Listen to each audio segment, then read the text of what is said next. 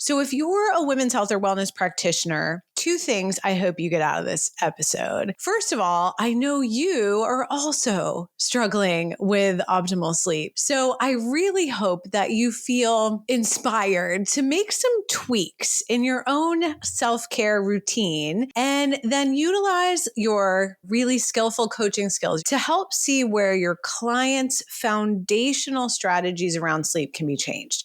Look,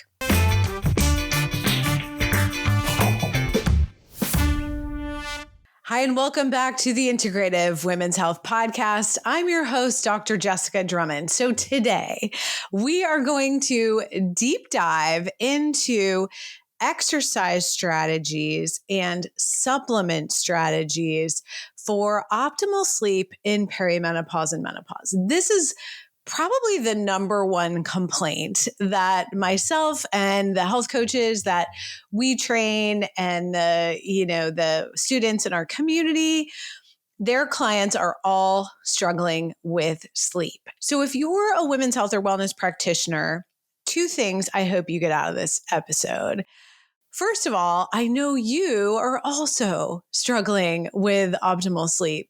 So I really hope that you feel inspired to make some tweaks in your own self-care routine and then utilize your really skillful coaching skills, your mindful listening, your reflections, your powerful questions, your storytelling, metaphor, all of those tools to help see where your clients' foundational strategies around sleep can be changed. Look, all of our clients are looking for just the golden pill that helps with sleep. But the reality is that that doesn't on its own exist. We also have to put into place the health behavior foundations to optimize sleep. So I want to talk briefly about a study, a systematic review that came out in 2023, published in Frontiers in Medicine. And this systematic review and meta-analysis reviewed 17 papers and then did a meta-analysis on 10 of those papers. And we'll make sure we give you the link to the study in the show notes. But there are a couple of key things I found most essential when thinking about exercise strategies for your clients in perimenopause and menopause when they are struggling with sleep. So one of the things our clients will often intuitively do is just try to exercise more, just try to tire themselves out. But in these papers, they found that two very simple kinds of exercise. And there wasn't, unfortunately, a lot of real specificity in the data that we have on exercise and sleep around the specific. There's not a lot of studies. There's not tons and tons of research on whether strength training is better or yoga is better or whatever. Yoga was interestingly not found to have significant impact on sleep, but we did, in these papers, they did find two kinds of exercise that did impact perimenopausal and menopausal sleep. And those were walking and mindful exercise, which is interesting because I think you could probably put yoga in that category as well. But specifically what they found was that this specific kinds of exercise, mindful exercise and walking, decreased insomnia severity, alleviated sleep problems, and especially for those women that were struggling with sleep disorders. So they had some kind of sleep diagnosis. Exercise was found to improve sleep quality, not so much found for people that were already sleeping okay. It didn't really change that significantly.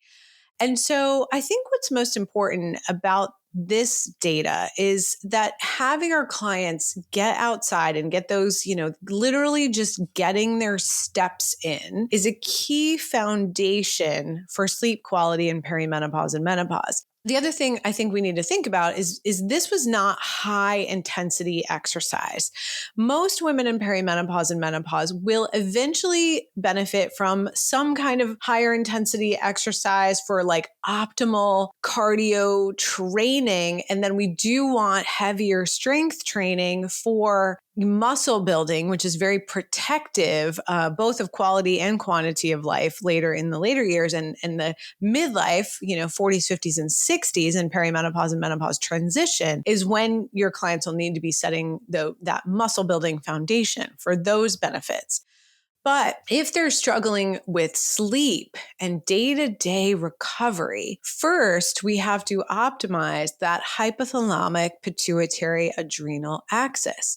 So before the heavy exercise begins to be slowly integrated in, our job as women's health and wellness professionals is to really assess their nervous system regulation, their hypothalamic pituitary adrenal function, how good, how stress resilient are they? And then put the pillars in place to optimize that stress resilience before adding heavier exercise stress. And then concurrently with that. But first, just to get those quick wins around sleep, are your clients taking, those 10,000 steps outside? It can be 5 short walks a day. It could be a walk to and from work. It could be a walk to and from picking up kids from school or the grocery store.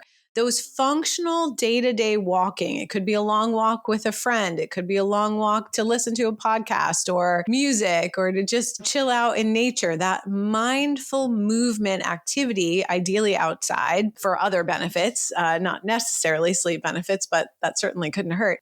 As we add that in as this foundational movement, it's really interesting when your clients start tracking on their wearable devices, which is what most of our clients, our students and graduates have their clients do, is tracking that just everyday activity. And that's where we see these huge benefits, even to people who have sleep diagnoses. If you look at the blue zone cultures, right? What are people doing day in and day out? Walking to the store, walking up and down hills, walking to the farmer's market, walking on the farm, walking to cook, walking to their neighbors. There's a lot of day-to-day functional walking. And if we can start integrating that in our clients' lives as a sort of foundational movement practice, that can make a huge difference for their sleep quality because it also affects other menopausal symptoms. It can help reduce vasomotor symptoms. It can help with the metabolic changes of perimenopause and menopause.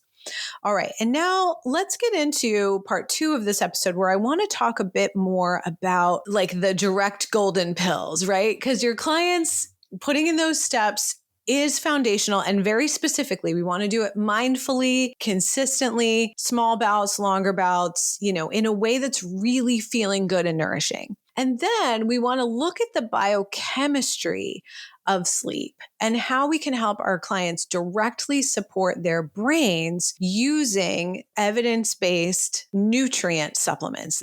We have a deep dive blog post on this. Go to the website at integrativewomenshealthinstitute.com. Go see the blog and you'll read even more on some of the herbal supplements. But let's deep dive into a few of the nutrient supplements today. So first is L-theanine. That is a component of green tea. One of the reasons why green tea is so good for people. And this molecule helps to modulate 3 of the very important neurotransmitters for sleep: serotonin, dopamine, and GABA. So we can add L-theanine as a precursor to these neurotransmitters that settle the nervous system and support sleep. So specifically in perimenopausal women, the intervention of adding L-theanine helped with all 3: falling asleep, staying asleep, and sleeping longer. And I really like to think about, so not only can we use L-theanine to modulate these particular neurotransmitters, but we can directly use the neurotransmitters in some cases. So we could also directly add GABA. We could also use CBD oils to modulate the endocannabinoid system, which impacts GABA and GABA receptors. So GABA is this like calming, sleepy brain neurotransmitter that I think is one of the tools that is not used enough, because perimenopausal and menopausal women who have sleep problems also have commonly this sort of, I like to call it body anxiety. So if your clients are feeling like they're tense generally, their body's kind of holding their anxiety, their pelvic floor, their jaw, their neck, their shoulders are holding their anxiety, and they're having trouble sleeping, in that case, it's going to be really valuable to support GABA. So you can do it directly or you can use L-theanine. The next nutrient supplement I want to talk about is magnesium. We have data in general for absolutely everyone. So you can, start with giving teenagers this, men, women who are not perimenopausal or menopausal. And we do have some specifics in menopausal women, but for everyone, optimal levels of magnesium. And there are many different kinds of magnesium. Magnesium glycinate is the best absorbed. Magnesium citrate is valuable if someone is having trouble with constipation. It can help with bowel function. Or magnesium L-threonate, which can actually be absorbed more easily inside of the brain. So think about the quality and chelate of magnesium you're helping your clients choose depending on their challenges. In general, for everyone, optimized magnesium levels help to decrease daytime sleepiness, decrease snoring, which many people appreciate. Give them some, maybe slip it in their partner's, nutrient stack for the evening, and increase sleep duration at night. And then specifically for perimenopausal women, magnesium is found to decrease mood swings, decrease myofascial pain. So imagine if you've got someone with low magnesium and low GABA, they're just walking around so tense, so tight. Their body is physically telling their brain that there's something to be concerned about. And so it's going to be very hard to fully relax the system to fall and stay asleep. There's going to be a level of hypervigilance if the whole body is tense and in myofascial pain. Decreases anxiety, decreases perimenopausal menstrual migraines, decreases period pain in general, decreases hot flashes, and increases bone mineral density, decreasing fracture risk in this, high risk population. All right, so we've got L-theanine, modulating GABA, also serotonin and dopamine, and really thinking about the brain neurotransmitters as a way to settle the whole nervous system. And don't forget, the nervous system is not just the brain. The nervous system is all the peripheral nerves, the spinal cord, the fascia where the nerves live, the lymph and the circulatory system where the nerves are fed and where wastes are brought away.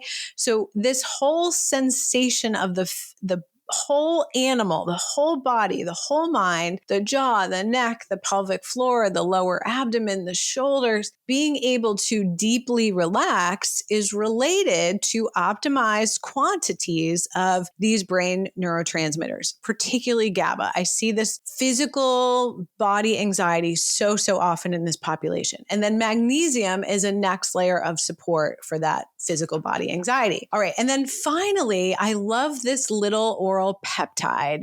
It's a small casein peptide. So even if your clients are sensitive to dairy, they can often tolerate this. It's called Lactium. And this is a little casein peptide that is found in breast milk. So if you think about those little babies who drink their breast milk and then they fall right to sleep, it's because of this little sleepy peptide. And there was a randomized controlled trial published in the journal Nutrients in 2019 that looked at doses of 300 milligrams of Lactium each day in a population of subjects, which was about 65% perimenopausal and menopausal women. In this population with 300 milligrams daily of Lactium, increased total sleep time, increased sleep efficiency, both subjectively but also objectively when measured on actiography, and decreased sleep latency. So they fell asleep more quickly, also measured better objectively, and decreased number of times waking up in the night. And so when this was given, or dairy products in general were given with L-theanine, so circling back to the first nutrient we talked about, the benefits were even better. So, all right, what's your action step here? Okay, it's time for you to go back to your practice and start surveying the perimenopause and menopausal women that you're working with. Ask them directly, are they having trouble with their sleep? What is their sleep hygiene looking like? What exactly are their sleep challenges? Is it falling asleep, staying asleep, amount of time of sleep, deep restorative sleep, sleep quality? What's going on there? Have they set that foundation of daily mindful movement, and getting those steps in is so valuable. And then layering on top of that, really nourishing the neurotransmitters throughout the nervous system with L-theanine or other GABA support strategies, magnesium, and Lactium. All right, you've got your marching orders. I hope that was super valuable for you and your clients, and I'll see you next time.